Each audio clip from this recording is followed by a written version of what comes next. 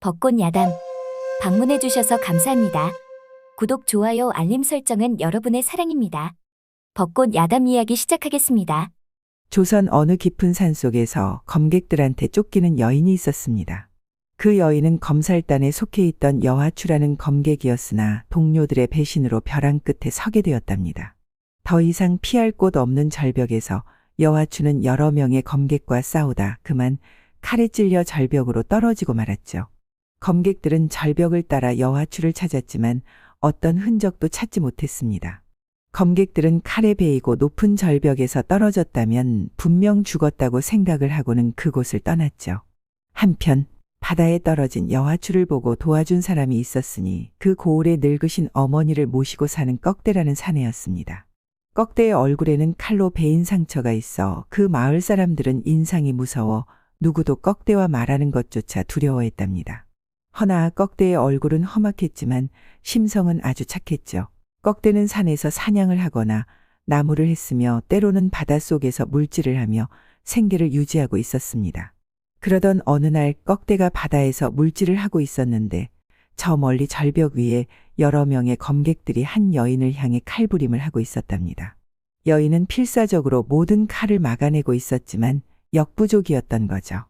위태로운 여인을 바라보는 꺽대의 심정은 당장이라도 뛰어가 도와주고 싶은 충동이 일렁이고 있었지만 자신이 간들 해줄 수 있는 일은 아무것도 없었답니다. 그런데 그때 여인이 절벽에서 바다 속으로 떨어지고 있는 것이 아니겠어요. 꺽대는 다급한 마음으로 물속으로 첨벙 들어갔답니다. 여인의 몸은 아무런 힘도 느껴지지 않았으며 바다 아래로 가라앉고만 있었습니다. 꺽대는 바닷속으로 빨려 들어가는 여인을 빠르게 헤엄을 쳐 손을 잡았답니다. 헌데 그 여인의 손이 낯설지 않았던 거죠. 꺽대는 그 여인의 얼굴을 애틋하게 바라보며 바다 위로 치솟듯이 올라갔답니다. 그리고는 좁은 바위 틈을 지나 꺽대가 항상 물질할 때 쉬는 작은 동굴로 들어가 여인을 바위 위에 눕혔습니다. 헌데 여인은 숨을 쉬지 않았죠. 꺽대의 심장은 미치도록 떨려왔으며 자신도 모르는 사이 여인의 볼록하게 솟은 봉우리에 두 손을 포개고는 심폐소생술을 시작하였답니다. 꺽대는 처음으로 두려움과 간절함이 샘솟았습니다. 얼마나 시간이 지났을까? 여인이 캑캑거리며 입안에 물을 토해내었죠. 허나 의식은 여전히 돌아오지 않았답니다. 꺽대는 바위 틈으로 나와 검객들이 있는지 확인을 하였는데 다행히 검객들이 보이지 않았습니다. 그리하여 꺽대는 여인을 업고 다급하게 집으로 달려갔죠. 어머니는 물에 젖은 여인을 보고는 얼른 방에 눕히고 젖은 옷을 갈아 입혀주었답니다. 꺽대야, 처녀 등에 웬 큰 상처가 있는 것이요? 일단 상처에 바르는 약을 가져와야 쓰겄다. 그리고야 방에 불 좀 지펴라. 꺽대의 표정은 무표정한 얼굴이었지만 행동은 빨랐답니다. 그렇게 어머니와 꺽대는 지극정성으로 여인을 보살폈죠. 그리하여 여추와는 의식이 돌아와 두 사람의 말소리를 들을 수 있었습니다. 허나 이상하게 눈을 뜰 수가 없었고 몸도 전혀 움직일 수가 없었답니다. 그리하여 두 사람의 대화만 듣고 있었죠. 엄니, 이 낭자는 왜 깨어나지 않을까요? 그러니께 아마도 많이 지친 모양이구먼. 옷을 보니 보통 처자는 아닌 것 같은디. 저렇게 먹지도 않고 있으면 살기가 힘이 들 텐데 어서 일어났으면 좋겠네. 자신을 걱정해주는 꺽대의 목소리는 근사했고 포근했지만 동료들한테 죽을 뻔한 지금 누구도 믿을 수가 없었습니다. 그렇다 보니 아무것도 하지 않는 지금 마음이 제일 편했답니다. 그렇게 며칠이 지나고 방에 아무도 없을 때 누워있던 여추와는 눈을 뜨게 되었죠. 여추와가 눈을 뜬 후 처음 눈에 들어온 것은 천장의 거미줄과 여기저기 피로 얼룩진 자국들이었습니다. 여추와는 천장을 보며 그동안 살아보고 싶었던 보통 일반인 삶을 느끼게 되었답니다. 이곳이라면 나도 일반인으로 살아볼 수 있을까? 여추와는 자신을 위해 지극정성으로 치료해주는 어머니와 꺽대로 서서히 마음의 문을 열어갔던 거죠. 그리하여 여추와는 이곳에서 제2의 인생을 살아보고 싶어졌습니다. 그러던 어느 날 몸도 여추와 마음의 소리를 들었는지 서서히 움직이게 되었답니다. 여추와는 일어나 밖으로 나와 어머니가 있는 부엌으로 갔죠. 꺽대의 어머니는 여추와를 보고 놀라며 말을 하였습니다. 아이고, 처자가 일어났구먼. 다행이여? 어디 아픈 곳은 없는겨? 여추와는 자신의 회복을 이렇게 기뻐해주는 사람은 처음이었기에 얼떨떨했답니다. 보살펴 주셔서 감사합니다. 어머님, 꺽대의 어머니는 자신한테 어머님이라 불러주는 여추와가 그저 예쁠 수가 없었죠. 우리 꺽대하고 인연이 되어 내 며느리가 되었으면 좋겠는디. 그렇게 생각을 하고는 여추와가 배고플 것 같아 우선 먹기 편한 미음을 만들어 주었습니다. 여추와는 미음과 간장 종지만 놓여있는 밥상을 보고는 마음이 뭉클해졌답니다. 가난한 시절 어머니께서 딸이 아플 때면 만들어주신 미음이 생각났기 때문이었던 거죠. 여추와는 눈시울이 붉어졌습니다. 처자의 이름이 뭐여? 여추와는 갑자기 물어보는 질문에 잠시 당황을 했지만 부모님이 만들어주신 이름이 생각이 났답니다. 누구도 불러주지 않던 쓸쓸한 이름이었죠. 제 이름은 하랑입니다. 이름도 얼굴처럼 곱기도 하구먼. 처자 부모님이 딸이 이렇게 아프다는 걸 알면 마음 아프실 건디. 제 부모님은 어릴 때 돌아가셨습니다. 아이고, 내 입이 방정이구먼. 하랑은 자신의 삶을 돌아봤을 때 떳떳한 삶이 아니었기에 돌아가신 부모님한테 죄송할 따름이었답니다. 그리하여 부모님께서 만들어주신 하랑이라는 이름으로 창피하지 않은 삶을 살아보고자 다시 다짐해보았습니다. 한편 검살단은 발칵 뒤집어졌답니다. 검살단의 수장 마오는 여추와가 죽었는지 살았는지 알 길이 없어 답답하기만 했던 거죠. 여추와의 칼솜씨는 어느 순간부터 자신을 능가할 수 있는 실력이었으며 그 실력이 다른 검객들에게 알려지는 순간 자신의 수장 자리를 내주어야 했답니다. 그리하여 마오는 다른 검객들에게 여추와를 이간질하기 시작을 하였습니다. 마오의 이간질은 여추와에 대한 분노로 바뀌었으며 모든 검객들이 여추와를 죽여야 한다고 결성이 되었던 거죠. 여추와는 마오의 이간질을 알고 있었답니다. 허나 여추와는 그동안 힘들 때 동고동락한 동료들을 믿어보고 싶었습니다. 헌데 믿는 도끼에 제대로 발등이 찍힌 거였던 거죠. 그렇다 보니 아무리 착한 사람이라 한들 믿기란 힘든 일이었답니다. 한편 서서히 해가 지고 늦은 저녁이 되어가는데 꺽대가 오지를 않아 어머니는 걱정이 되어 마당에 나와 서성이고 있었습니다. 하랑도 어머니를 따라 마당에 나와 시원한 공기를 마시며 서 있었죠. 그때 저 멀리에서 걸어오는 것이 있었으니 사람이라고 하기에는 덩치가 너무 크고 사람이 아니라고 하기에는 걷는 모습이 사람이었으니 어머니는 겁이 나 보였답니다. 허나 하랑은 단번에 꺽대가 무언가를 등에 업고 있는 걸로 보였습니다. 어머니, 아드님이 무언가를 업고 오는 듯합니다. 뭐여? 또 여인을 업고 온다는 것이여? 어머니는 얼굴에 근심이 가득하였는데 하랑은 그런 모습이 귀엽게만 보였죠. 서서히 꺽대의 모습이 보이고 꺽대가 업고 온 것은 멧돼지였답니다. 웜에 꺽대야. 이 늦은 시간에 멧돼지가 웬 거여? 이 시간에 멧돼지 사냥은 하지 않는디 가만 보니께 처자 먹이려고 잡아왔구먼. 엄니도 참 같이 먹으려고 잡은 것이구먼. 이런 대화를 들어본 것이 얼마만인지 하랑은 웃음이 나왔답니다. 꺽대는 마루에 앉아 몰래 하랑을 쳐다보았죠. 웃는 얼굴이 이쁘구나. 꺽대는 피식 웃고는 멧돼지의 제일 맛있는 부위만 삶아 마당에 멍석 깔아놓고 퍼지게 앉아 말하였습니다. 따뜻할 때 먹어야 맛이 있어요. 어서 오시오. 하랑은 어떤 누구도 믿지 않겠다고 다짐을 해보았지만 이런 훈훈한 사람들을 믿지 않을 수가 없었답니다. 꺽대는 어머니한테 제일 맛있는 부위라며 된장에 푹 찍어 손수 먹여주었죠. 그리고는 하랑한테도 먹기 좋은 크기로 된장에 살짝 찍어 그릇에 슬그머니 올려주었습니다. 어머니는 그런 꺽대를 보며 생각을 하였답니다. 옳지, 우리 아들 잘한다. 그러제, 하랑이가 마음에 들었구먼.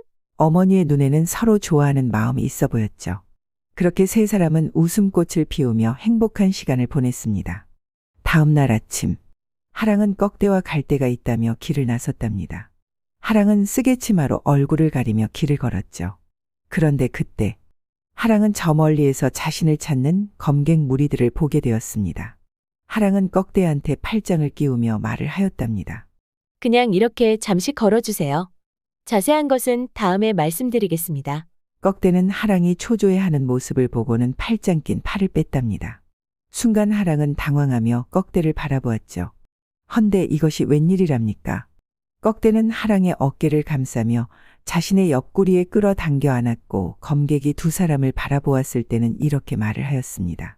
이렇게 어여쁜 부인을 혼자 보낼 수가 있다는 말입니까? 어디를 가더라도 나하고 같이 가야 합니다. 꺽대는 쓰개치마에 숨어 있는 하랑과 눈을 마주치고는 이렇게 말을 하니 하랑은 꺽대한테 고백을 받은 것도 아니었는데 심장은 콩당콩당 빠르게 뛰었답니다. 꺽대는 쓰개치마에 숨겨진 하랑을 보니 얼굴은 발그스레 수줍어하는 모습이 사람 환장하게 만들었죠. 꺽대는 하랑을 더 보고 있다가는 무슨 짓을 할지 몰라 헛기침을 하고 멍하게 하늘을 바라보았습니다. 검객들은 두 사람의 알콩달콩한 모습을 보고는 하찮다는 듯이 지나가 버렸답니다. 하랑은 안도의 숨을 쉬고는 꺽대에게 어떻게 얘기해야 할지 생각하고 있었죠.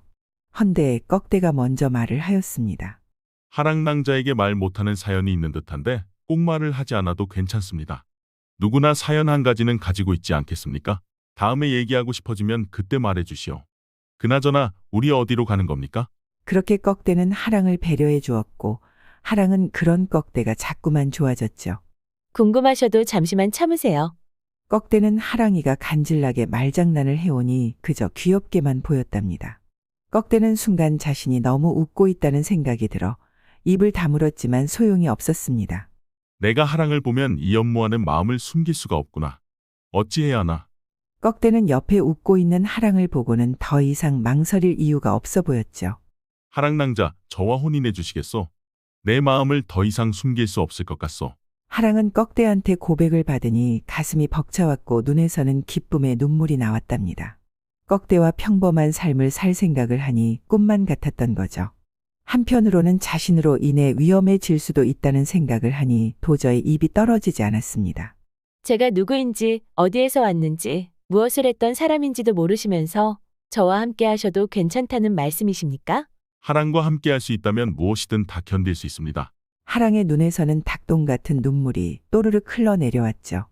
꺽대는 그런 하랑을 보니 너무 안쓰러운 마음에 자신도 모르게 하랑을 품에 안았답니다. 하랑은 남정네의 품이 이런 것이구나 생각이 드니 긴장하며 살아왔던 삶이 녹아내리는 것 같았습니다. 두 사람은 몽글몽글한 가슴을 안고 걷다 보니 어느 기와집에 당도를 하였죠. 이곳입니다. 이 집은 제가 가끔 와서 지냈던 곳이지요. 이곳으로 집을 옮기면 어떠하겠습니까? 그리해도 되겠습니까? 제 생명의 은인이십니다. 이것도 약소하지요. 그런 소리는 하지 마시오. 당연한 일입니다. 하랑은 꺽대의 말에 화살이 되어 박히는 것 같았답니다. 하랑은 그동안 검객으로 사람을 죽이며 살았으니까요. 하랑은 꺽대 옆에서 진정한 사람으로 살아보는 것이 간절한 소망이 되었습니다. 그리하여 하랑은 꺽대와 어머니를 모시고 기와집으로 조용히 이사를 했죠. 그날 하랑은 꺽대와 자신에 대해 말을 해야 할 것 같았답니다. 저와 살면 위험한 일이 생길 수도 있습니다. 그래도 저와 함께하는 것이 괜찮으십니까? 하랑, 나는 15살 이전의 기억이 없습니다. 지금 어머니는 자신이 진짜 어머니라고는 하시는데 사실이 아닐 수도 있습니다. 제 몸에는 알 수 없는 상처들이 많지요.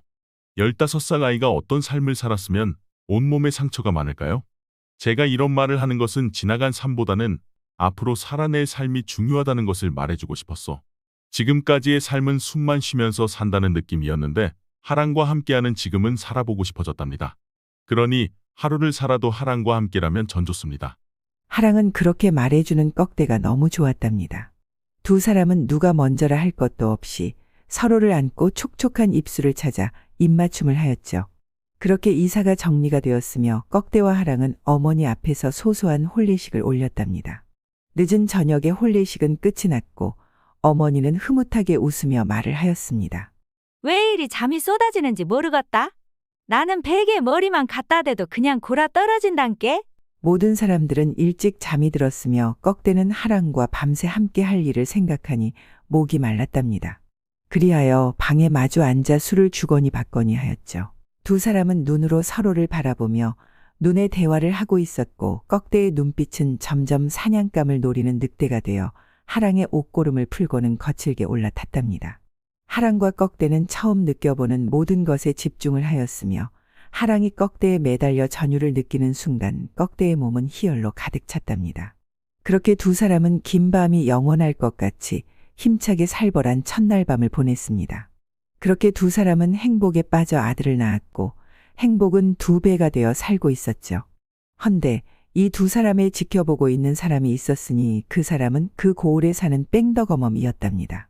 뺑덕어멈은 남이 잘 되는 꼴을 보면 오장육부가 뒤틀려 살 수가 없었던 거죠. 갑자기 꺽대네가 기와집으로 이사를 하고 꺽대가 어여쁜 처녀와 혼인까지 했다고 하니 배가 아프기도 했고 시리기도 해서 시간 틈틈이 꺽대네를 엿보고 있었습니다. 헌데 하랑이 고을에 나타나고 난 이후 검객들이 마을의 이곳 저곳에 보이기 시작을 하였답니다. 또한 주막에서 검객들의 대화를 들어보니 여인을 찾는 것 같아 뺑덕어멈은 하랑이 바로 생각이 났던 거죠. 뺑덕어멈은 주모한테 큰 소리로 얘기를 했습니다. 꺽대 부인은 언제 우리 마을에 온 거요? 별로 안 됐지 아마. 꺽대는 좋겠는디? 색시 얼굴이 곱더란께. 그랑께 그렇게 곱디고 온 처자가 뭔땀시 꺽대하고 혼인을 했을까? 나는 갑자기 나타난 것도 이상했는디. 뺑덕어멈, 어디 보고 얘기하는겨? 아니요, 이상해서 말해보는겨. 나만 이상한가 싶어서. 어떻게든 짝지어 잘 살면 좋지. 뺑덕어멈은 이 정도면 검객들이 알아들었을 거라 생각을 하고는 주막에서 나왔답니다. 한편 검객들은 뺑덕어멈의 말을 귀 담아 듣다 보니 만약 여추아가 살아있다면 뺑덕어멈이 말하는 여인이라는 생각이 들었으며 하랑이 사는 집으로 갔죠. 검객들은 동서남북으로 흩어져 집안을 감시하고 있었습니다. 한 여인이 아기를 안고 나왔는데 여추아가 분명했답니다. 검객들은 여추아가 가정을 만들어 살 거라고는 상상도 못했던 거죠. 칼솜씨로 대단한 여추아가 손에 칼이 아닌 아기를 안고 있으니 놀라지 않은 검객들이 없었습니다. 한편 꺽대는 아기 유빈이를 안아주며 재우고 있었답니다. 유빈이는 아버지랑 더 놀고 싶은지 옹알이를 하며 꺽대한테 무언가 열심히 얘기 중이었죠. 꺽대는 하랑을 보며 유빈이가 옹알이한 모습이 귀엽다고 웃고 있었습니다. 서방과 유빈이의 모습을 보고 있던 하랑은 행복하게 활짝 웃었지만 한편으로는 겁도 났답니다. 제발 이 행복이 영원하기를. 그런데 그때 밖에서 들려오는 발자국 소리에 하랑은 단번에 검객들의 발자국 소리라는 것을 알았고 거추장스러운 한복을 벗어 던지니 그 안에는 무예 복장이 있었습니다. 꺽대는 무슨 일이 일어나고 있는 것 같은데 도무지 알 도리가 없었답니다. 그리하여 유빈이를 품에 안고는 생각을 하였죠. 하랑이 말한 위험한 일이 생긴 걸까? 하랑은 서방과 아기를 뒤에 숨기고 방으로 들어오는 검객을 향하여 칼을 휘둘렀습니다. 하랑은 서방과 유빈이를 지키며 싸워야만 했답니다. 또한 아기를 출산한 몸이었기에 예전처럼 몸이 날렵할 수가 없었죠. 그리하여 하랑은 힘겹게 검객들을 처리해 갔지만 서방과 아기를 지키며 많은 검객을 상대하기에는 역부족이었습니다. 결국 하랑의 팔과 다리는 칼로 베이고 무릎을 꿇게 되었답니다. 그때 그 모습을 지켜보던 꺽대는 온몸에 피가 거꾸로 쏟는 것 같았으며 분노로 변한 눈빛은 꺽대의 눈빛이 아니었던 거죠.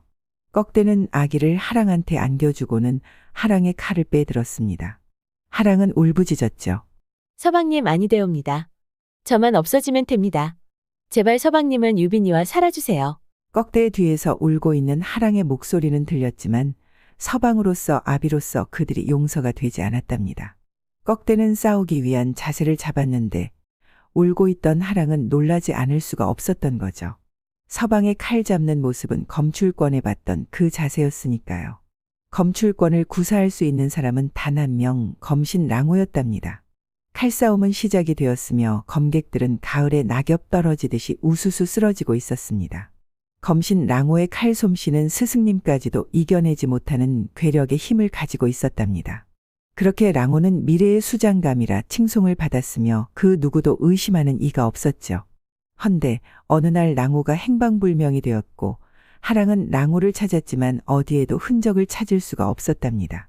하랑은 그렇게 찾았던 랑호가 꺽대라고 생각이 드니 눈에서는 눈물이 하염없이 나왔습니다. 또한 검신을 알아보는 또 한 사람이 있었으니 검객의 부대장이었던 거죠. 부대장은 전설로 알려진 검신을 눈앞에서 직접 보고도 믿어지지 않았답니다. 부대장은 자신의 실력으로 검신을 상대하는 것은 어불성설이었으니 부대장은 모든 검객들에게 싸움을 멈추라 명을 하고는 검신 앞에 납작 엎드렸습니다. 그리하여 그곳에 있는 모든 검객들도 납작 엎드렸죠. 검신이시여, 저희가 무리를 일으켜 죄송합니다.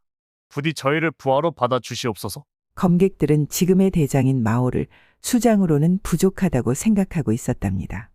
헌데 전설로 내려오는 검신 랑우가 자신의 앞에 존재한다는 것만으로도 엄청난 일이었습니다. 허나 꺽대는 그 어떤 말도 귀에 들리지 않았습니다. 꺽대는 하랑이 칼에 찔리는 순간 꺽대의 온몸에 있는 세포들이 깨어났고 자신 안에 숨겨진 괴력의 힘이 느껴졌던 거죠. 그런 검신이었던 꺽대는 그 어떤 것도 중요하지 않았답니다. 그리하여 꺽대는 칼에 찔린 하랑한테 뛰어갔답니다. 부인 괜찮소? 서방님이 랑호이였습니까? 내 이름이 랑우입니까? 어릴 때 난 내가 죽은 줄만 알았어. 랑호는 하랑과 어릴 때 같이 의지하며 검객으로 성장했던 동료였죠. 15살이 되면서 서로의 마음은 우정에서 서서히 사랑으로 싹트고 있던 어느 날, 동료 마오는 랑호가 수장이 되는 것을 용납할 수가 없었으며 수장의 자리는 자신이 되어야 한다는 생각 끝에 랑호를 죽이기로 결심하였습니다. 그리하여 마오는 할 얘기가 있다며 절벽으로 유인했고 랑호가 방심하는 사이 마오는 작은 칼을 꺼내 목을 그으려 했지만 랑호는 순간 피했고 그 칼은 얼굴에 깊은 상처를 남긴 후 높은 절벽에서 바다로 떨어졌답니다. 랑호는 정신을 잃은 상태로 바닷물 속으로 빨려 들어갔죠. 그때 절벽 아래에서 물질하던 해녀가 풍덩하는 소리에 놀라 뒤돌아보니 사내아이가 의식을 잃고 점점 바닷속으로 내려가는 것을 보았답니다. 그리하여 해녀는 다급한 마음으로 사내아이를 구했죠. 해녀는 아이를 못 낳아 소박을 맞고 혼자 사는 과부였습니다. 과부는 랑호를 지극정성으로 살려내었지만 자신이 누구인지 기억을 못하는 기억상실증에 걸렸던 거죠. 과부는 기억이 없는 아이한테 자신이 어미라 알려주었으며 그렇게 모자로 행복하게 살았답니다. 헌데 꺽대는 하랑이 칼에 맞은 순간이 지옥처럼 느껴져 그곳에 있는 검객들을 모조리 죽이고 싶었지만 차마 죽일 수는 없어 살짝 손만 봐주었답니다. 검객 중에 한 명이 바닥에 고개를 조아리고 말하였습니다. 우리의 우두머리가 되어 주십시오. 사실 여추아님께 저희는 원수일 겁니다. 대장의 말에 따라 어쩔 수 없이 여추아님을 죽여야만 했답니다. 지금 너희 우두머리는 누군가? 마호가 대장입니다. 헌데 그 누구도 대장으로 인정하지 않고 있습니다. 대장이 마오라는 것이냐? 네. 내가 대장이 된다면 지금의 삶과는 전혀 다른 삶을 살아야 할 것이다. 그래도 괜찮은 것이냐? 우리의 대장이 되어 주신다면 그 어떤 것도 믿고 따르겠습니다. 알았다. 너희들은 잠시 쉬고 있거라. 그리하여 검객들은 조용히 떠나갔답니다. 하랑은 이 모든 것을 지켜보고는 걱정이 되었습니다. 서방님, 마오는 저를 찍어내려고 한 사람입니다. 저들은 명에 따라 어쩔 수 없다지만 마오는 아주 야비한 사람입니다. 알고 있소. 나를 칼로 찌르고 절벽으로 밀었던 사람이 마오였소. 이제야 다 기억이 났소. 내 걱정하지 마시오. 하랑은 우리 예쁜 유빈이랑 집에 계시오. 그렇게 웃으며 말을 하고는 하랑을 가슴에 폭 안아 주었답니다. 하랑은 꺽대의 넓은 가슴에 안겨 꺽대가 무사하길 바랬습니다. 다음 날 마오는 자신의 수하들이 오랫동안 보고도 없고 오지도 않으니 서서히 화가 나기 시작을 하였죠. 마오는 부하들이 여추아한테 당했다고 생각이 들었습니다.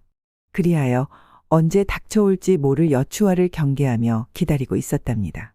그러던 어느 날 옷을 허름하게 입고 옆에 칼을 찬 사내가 오는 것이 보였습니다. 마오는 여추아가 아니라면 무서울 것이 없었죠. 아마도 길을 잘못 들어선 것 같으니 죽고 싶지 않다면 오던 길로 다시 돌아가시오. 한 번은 살려줄 테니. 꺽대는 그런 마오가 웃겼답니다. 그리하여 마오가 열받게 비웃듯이 웃었습니다. 마오는 그런 꺽대가 솔찬히 건방지고 자신을 무시하는 태도는 더 이상 보고만 있을 수가 없었죠. 그리하여 단칼에 죽일 듯이 뛰어와 꺽대한테 칼로 내려찍었답니다. 그런데 그때 꺽대의 칼은 빠르게 움직였으며 마오는 칼의 움직임을 보는 순간 그 사내가 누구인지를 알게 되었습니다.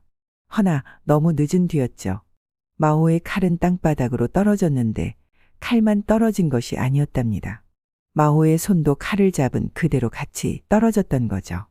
마오의 표정은 잘린 손목보다는 자신이 죽인 랑호가 살아있다는 것에 더 놀랐습니다.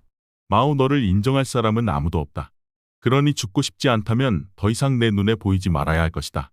그렇게 마오는 검객들 사이에 소문이 났고 어디에 사는지 그 누구도 알 수 없었답니다. 꺽대는 검객들을 다 모아놓고는 말을 하였습니다. 지금부터 너희들은 칼이 아닌 곡괭이, 쇠스랑, 낫그리고 호미 등을 들고 농사를 할 것이다. 또한 홍기가 찬 사람은 혼인을 하여 가정을 만들어라. 그리고 그 와중에 틈틈이 무예 연습도 해야 할 것이다.